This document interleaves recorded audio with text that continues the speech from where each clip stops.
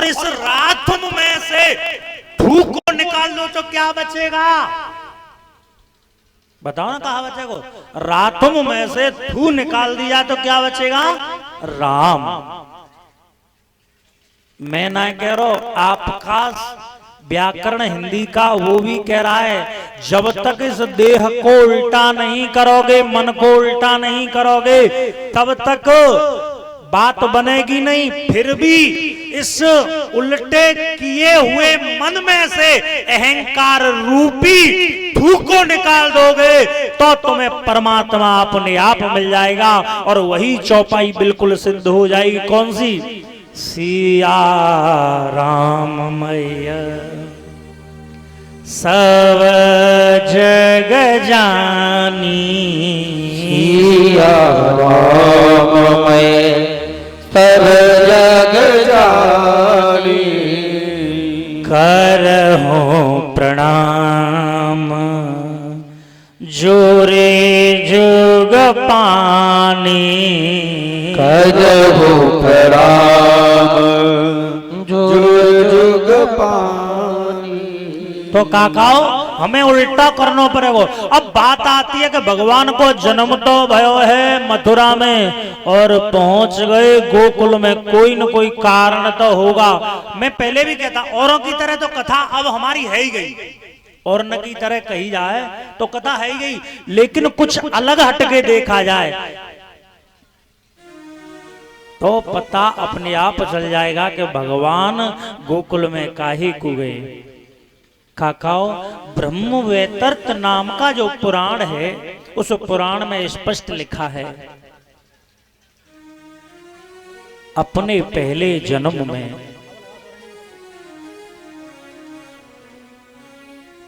अपने पहले जन्म में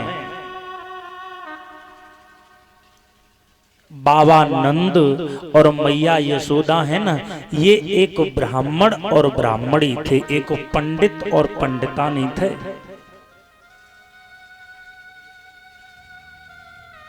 काकाओ, विद्वान कहते हैं दोनों भगवान के बड़े भक्त थे। एक दिना की बात, नारद जी घूमते घूमते भगवान विष्णु के पास गए और भगवान से बोले, हे विष्णु श्री हरि नारायण, मुझको ये बताओ आप कि तुम्हें सबसे ज्यादा प्यारो भक्त कौन है? क्योंकि नारद जी सोचने लगे, हम तो 24 घंटा है नारायण नारायण जपते हैं, तो भगवान कौन को नाम लेंगे? कौन को लेंगे? भाई हमारो लेना चाहिए। और ऐसा कोई आदमी है जाए बड़ाई सुनवे में अच्छी न लगे, बड़ाई तो हर आदमी सुनवे में अच्छी लगे ना। तो नारद जी सोचने लगे, जब हम पूछेंगे तो ये हमारी बड़ाई करेंगे, और जब हमारी बड़ाई करेंगे तो हमें अच्छा लगेगा। तो नारद जी बोले, प्रभु बताओ तो सही कि तुम्हारा सबसे बड़ो भक्त कौन है? तो आज भगवान बोले, नारद अहम भक्तान ब्राह्मणाति। हे नारद, मेरो सबसे बड़ो भक्त ब्राह्मणा अपि ब्राह्मणिया यस्य निवसति च पृथिव्याम लोके। मेरा सबसे प्यारा इस समय भक्त आचार्य द्रोण और मैया धरा है, जो एक ब्राह्मण और ब्राह्मणी है। नारद जी सोचने लगे, हम तो खामा खा रहे फिर भाई, जब हमारा कोई नाम ही ना है तो हम तो खामा खा ही रहेंगे, नहीं रहे। नारद जी ने कही, मैं नहीं मानूंगा, मैं तो 24 घंटा आपको याद करूं, फिर मैं कैसे मान जाऊं?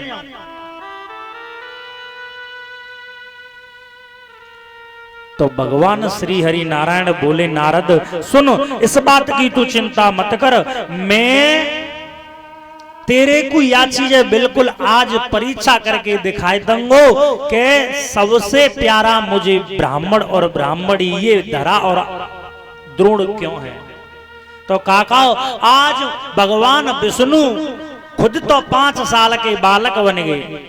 भगवान विष्णु 5 साल के बालक बन गए। आयु नाम 5 वर्षाण करोति विष्णु।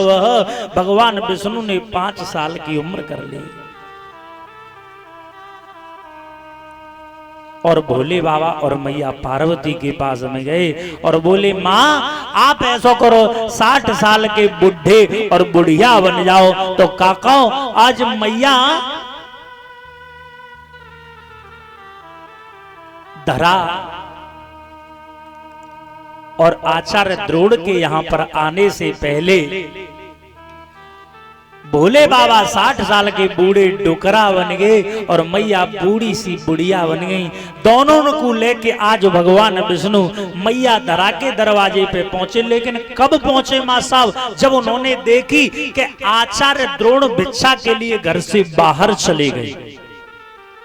जैसे ही देखो अब तो आचार्य यहाँ है नहीं, दरवाजा खटखटा दियो भगवान ने। तुरंत कही, हे मां भिक्षा में दे, में मां मेरे को भिक्षा दे। मैया ने दरवाजा खोलो, देखो एक 60 साल का बूढ़ो, एक 60 साल की बुढ़िया और छोटा सा बालक साथ में है। मैया बोली, बेटा बता कहाँ करूं? आज कन्हैया जी बोले, मां पता है मेरी जी मैया है ना, इनने 6 दिन ते भोजन ना करो। मेरे जे पिताजी है ना, इनने 6 दिन ते भोजन ना करो। और अगर आज भी इन्हें भोजन नहीं मिलो तो इनके प्राण बचवे वारे ना है। मैया 6 दिन से माँ बाप ने भोजन कया सुना,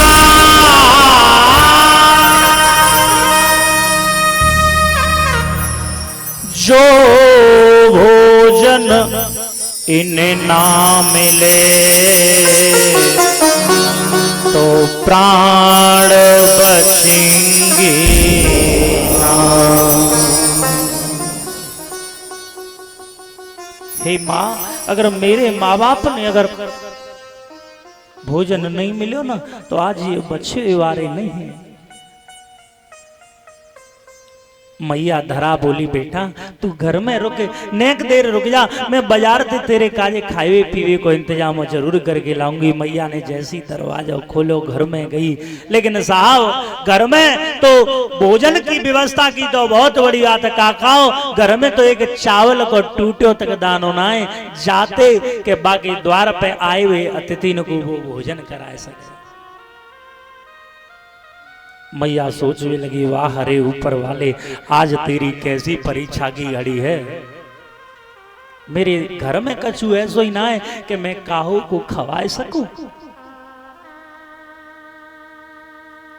मैया बोले, बेटा सुन, तू थोड़ी देर ऐसी बैठ जा, मैं बाजार जा रही हूँ और बाजार से तेरे काजे कछु न कछु भोजन को इंतजाम करके लेके आऊंगी। जइयो मती ना, एक कछु देर तू मेरा इंतजार करियो। भगवान कन्हैया बोले, मैया कोई बात नहीं है, सुनो तू बाजार को चली जा, लेकिन मेरे लिए खाने के लिए भोजन लेके आ, मेरे बाप के लिए माँ बाप के लिए भोजन का इंतजाम तो करके लेके आ। खाओ। आज मैया बाजार में गई और जब बाजार में पहुंची तो सेठ और साहूकारों से मैया ने कहा, भैया मेरे घर पे अतिथि आए हुए हैं, मुझे उन्हें भोजन कराना है और हो न हो तो कुछ पैसा या रुपया मुझे दे दो, जाते कि मैं मेरे घर पे आए हुए अतिथि को सत्कार कर सकूं। मैं मेरे घर पे आए भाई अतिथि जो हैं, मैं कम से कम उनको सत्कार तो कर सकूंगी, मैं उन्हें भोजन तो करा ही सकूंगी। काकाओ, काहू बनिया ने, काहू सेठ ने, काहू साहूकार ने मैया की एक भी नहीं सुनी। क्यों?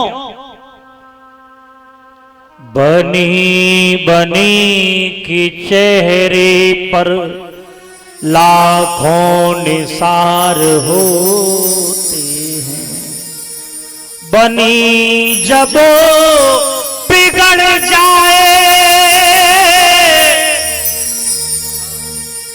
बनी जब बिगड़ जाए तो दुश्मन हजार होते, अनेकों रिश्तेदार होते हैं, जब पास होता है पैसा, गरीबी में न कोई पूछता आपका है हाल कैसा। भगवन किसी पे, भगवन किसी पे गरीबी न आए, गरीबी में अपने हो जाते पराए, हो जाते हैं पराए। आज मैया सोचने लगी कि मैं जाए के बाद 5 साल के बालक से कैसे कह दूं कि मैं तेरे लिए भोजन लेवे गई, लेकिन मैं भोजन को इंतजाम ना करके लेके आ पाई। क्या जाके कहूं तो कहूं कैसे, मैं अपना चेहरा कैसे दिखाऊं उस बालक को जाकर के। काकाओ मैया लौट के आ रही है, आंखन ते आंसू की धार बह रही है, सोचती जा रही है वारे संसार वालों आज तुमने बताओ मोए पैसे ही नहीं दे। सोचती जा रही है बालक देख कहा कहूंगी। तभी मैया ने देखो कि सामने एक कसाई मांस की दुकान पे बैठो बैठो मांस बेच रहे हो। मैया आज वह कसाई के पास में गई, हाथ जोड़ के बोली भैया सुनो, मेरे घर पे है ना 3 अतिथि आए हैं और आज मुझसे मेरी सहायता कोई करने को तैयार ना है।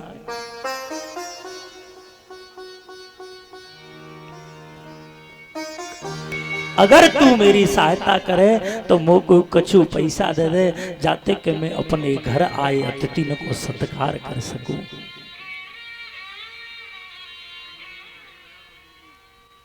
काकाओ मैया ने आज कसाई से कही भैया मेरे को कुछ पैसा दे दे। कसाई बोलो मैंने कोई खैरायती नहीं खोल रखा है, मैं ऐसे तो पैसा काहू को दूंगा नहीं, लेकिन मेरे यहाँ पे मांस बेचो जाए, मांस खरीदो जाए। अगर तुम कहीं से मांस लाए के मेरे को दो तो मैं तेरे को लाए के पैसा जरूर दे दूंगा। मैया सोचने लगी मैं कौन को परेशान करूं, कौन को सताऊं। मैया की आंखों से आंसू निकलने लगे, हाथ जोड़ के बोली भैया तो मुझको ये बता, तेरा जो चाकू है ना मांस काटे वाला जो हथियार है, बाकू करने को मुझको दे दे, मैं तेरे खाजे मांस लेके जरूर आऊंगी। आज मैया ने चाकू लियो, अपने शरीर पे नजर घुमाई और दोनों आंचलों को काट करके उस मैया ने कसाई के पल्लों में रख दिया। धन्य है मेरे देश की ऐसी नारी जिसने एक भक्ति पथ के पीछे अपने शरीर के अंगों तक को बेच दिया हो। कसाई रोने लगा। कसाई बोला मां जो तेरे को चाहिए सो ले जा, लेकिन तू यहां से जल्दी चली जा। मैया मेरे पीछे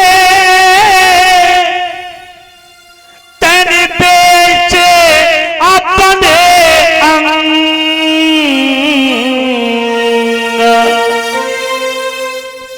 अरे मां तूने एक अतिथि के पीछे अपने अंगों को ही काट के बेच दियो। धन्य है री तू मां।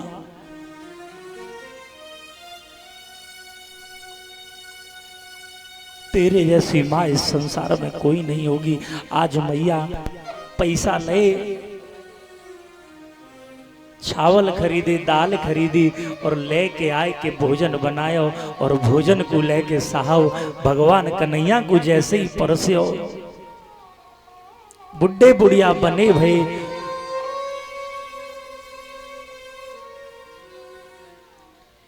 बाबा भोलेनाथ को और मैया पार्वती को जैसी परस्यो कन्हैया तो घट घट की जान भी वारो है। सोचवे लगे कन्हैया माँ अंग कटे हैं मैया के, लेकिन आंसू साहब कन्हैया के आ रहे हैं। कन्हैया बोले माँ मुझको एक बात बता दे, तेरो ये शरीर है ना, ये शरीर तेरे वस्त्र है ना, ये वस्त्र लाल काहे तेरे बताए तो दे। मैया ने बात छिपा ली, बोली बेटा एक ते खाल में गेरू घुरे हुए धरे, वो गलती ते गेरू मेरे ऊपर गिर गए और कछु ना है। कन्हैया ने आज अपना हाथ लियो और मैया के मोहड़े पे लगा दियो। बोले माँ तेने मेरे खातिर अपनी अंगों को भी बेच दिया। माँ अंग काट के दे दिए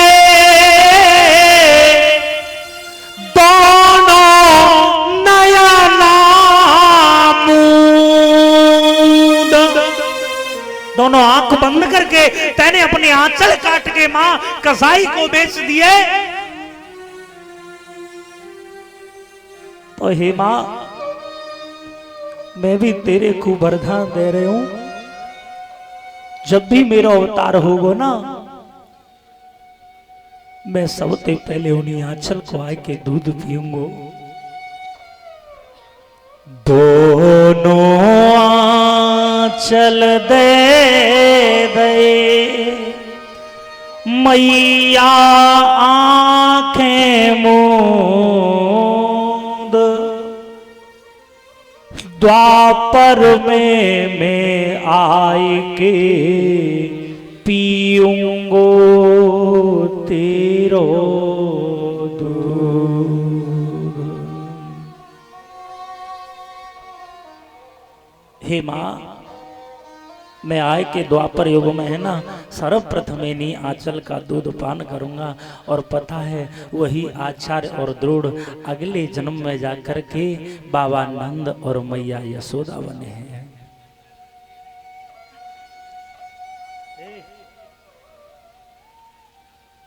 काकाओ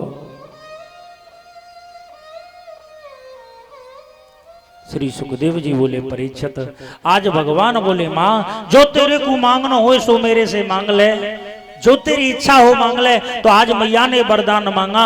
हे कन्हैया जी वरदान देना चाहते हो? हे भगवान विष्णु अहम ददात में वरदम, अगर मेरे को वरदान दे वो चाहो ना तो एक ही वरदान दे दो कि जो परीक्षा तुमने मेरी ऐसी करी है कलयुग के अंदर तुम ऐसी काहू की परीक्षा नहीं करोगे, क्योंकि कलयुग के अंदर कोई भी आदमी ऐसी परीक्षा दे नहीं पावेगा। बोल गोविंद भगवान की। काकाओ यही कारण है कि भगवान ने जन्म लिया कहाँ? मथुरा में, और पहुंचे हैं गोकुल में। श्री सुखदेव जी बोले परीक्षित भगवान के जन्म को 6 दिन हो गए, और जिस दिन भगवान की छठी पूज रही थी वही दिन कंस की एक बहन थी जिसका नाम था, बोलो ना, कंस की एक बहन थी जिसका नाम था, अरे काहे को काका क्यों ना बोल रहे, बोलो ना, उसका नाम था, आवाज ही ना आ रही मोदी जी, तुम बताओ परीक्षित जी का नाम हो, चेंज करो। अच्छा